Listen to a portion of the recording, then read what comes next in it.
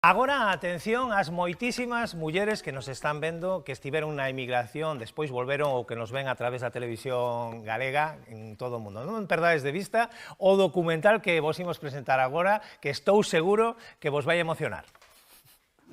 Eu entre a añoranza dos pais, da nena caimala, enseguida empecé a traballar os nervios. Tuve momentos moi baixos.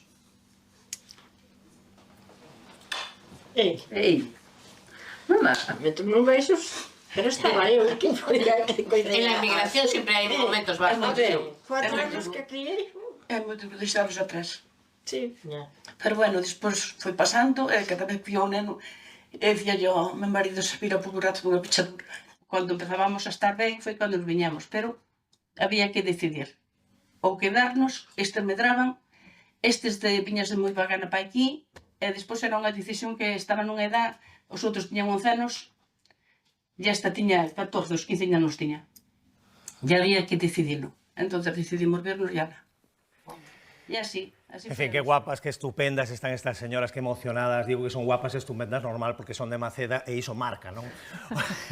Hoxe ás 7 da tarde proxectarase no Museo do Pobo Galego o documental Anduriña, Muller de ida e volta, unha produción dirixida pola actriz de Maceda, Cristina Pascual, e detrás un cámara incombustible, o meu amigo Alberto Outeiriño. Que tal, benvidos os dous? Gracias. Seguides vos emocionando cando vedes as imaxes das señoras? Sí, porque a rodaxe foi bastante intensa. Foi intensa. É moi emocionante, sobre todo porque elas, eu tive a sensación de que moitas era a primeira vez que falaban deste tema, entón, para min era un agasallo enorme. Gustoume moito como definías un sitio que che escoitei falar deste tema, que ninguén lles preguntara. Non. E as mulleres de Galicia son moi así.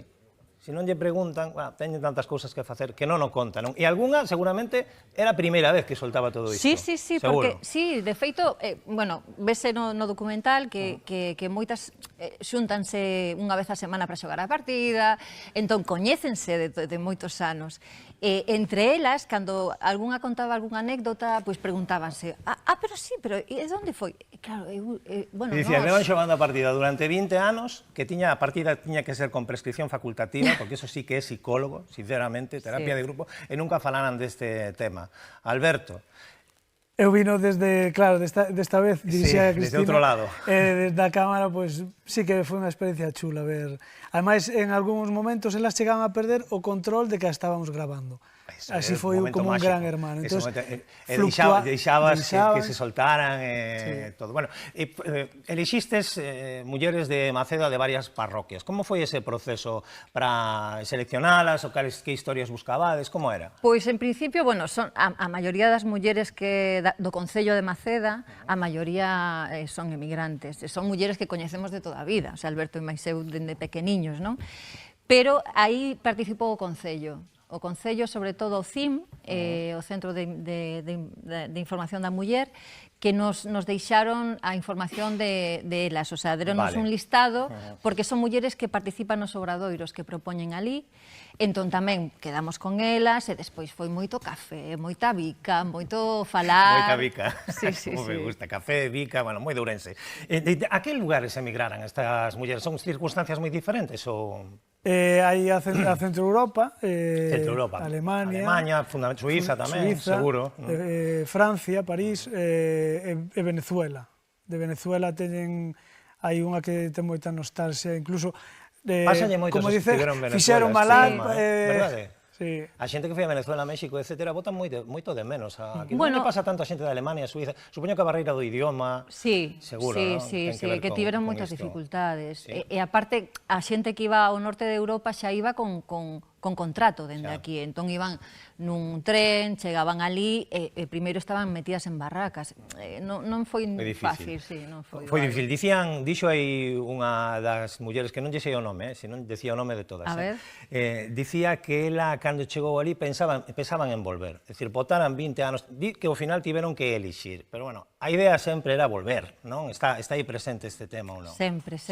Sí, aparte é bastante sorprendente, porque hai xente que botou 47 anos ali, o sea, botou máis anos fora que dentro, ou sea, que dentro, que en Galiza. Sí, entendo. Pero sí, bueno, eso supoño que eu tamén fui emigrante, sempre tes aí a... Sempre tes. Te esa idea de voltar, aínda que sexa de morto. Sí, pero é curioso, porque iso que decías, aínda que sexa de morto, Sí. Dicías que levaban 47 anos e moitos pasaron de alugueiro, que podían mercar unha casa tranquilamente en Alemanha ou donde fora, pero Quizás non querían non é botar asentarse, raíces alá, non é botar raíces. A unha delas sí que lle quedou o fillo en Venezuela, de feito, conta que o engañou, ela dicía, vámonos todos. Ela, o día, ali uns días, o fillo, no, xa prepararei, pero o fillo ao final quedou. Entón, ela chegou a dicir, por renuncia a irme a Galicia por quedar aquí contigo. E o fillo lle dixo, non, fixestes unha casa, tedes unha casa en Galicia, tedela que disfrutar, que era o que queríades. E como dice ela, viñome como a galiña sin os pitos. Claro. Sin un pito. Sí. Eso ten que ser duro. Ti foches emigrante, dices, Eu fui emigrante. Esa foi, quizá, o que detonou. lanzou esta idea? Sí, un pouquiño sí, sí. Sí, foi iso, foi un pouco a curiosidade, non? De saber outros tipos de emigración, sobre todo desas mulleres, non? Que levo toda a vida vendo, pero que non sabía. Entón, eu son moi curiosa, e un pouco empezou todo aí. A parte da curiosidade, levaches algunha sorpresa, completaches a cousa que ti querías contarte a ti misma, non? Sí. Tocar, porque era dúas cousas, unha Sí. para que vexamos os demais e outra para contarte a ti. Atopaches sorpresas, algo diferente ao que ti pensabas, que pasou? Que resumen? A sorpresa primeiro foi o que contábamos ao principio, non? O de repente darte conta que elas non o contaran, non? E que a xenerosidade de contalo a min, que realmente, bueno, coñéceme dende pequena, pero igual non. E despois tamén,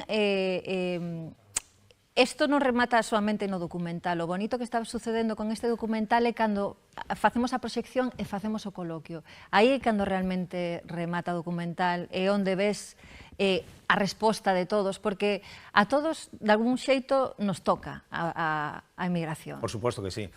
E ademais haberá moitas señoras que cando vexan o documental digan, pero que tamén, eu tamén o quero contar, xa verás. Seguramente esa segunda parte. Bueno, xa empezan, Xa empezan a decir xo. Ben, pois nada, moita sorte, Grazas. Teño moita ganas de velo, non o puiden ver enteiro, pero a verdade é que os anacos que vin gustaron moito, francamente. Moitas gracias por invitarnos. Graciñas. Grazas. Aí a vosa casa, graciñas. Grazas. Nos agora facemos un alto para a publicidade, enseguida volvemos con máis cousas interesantes na revista.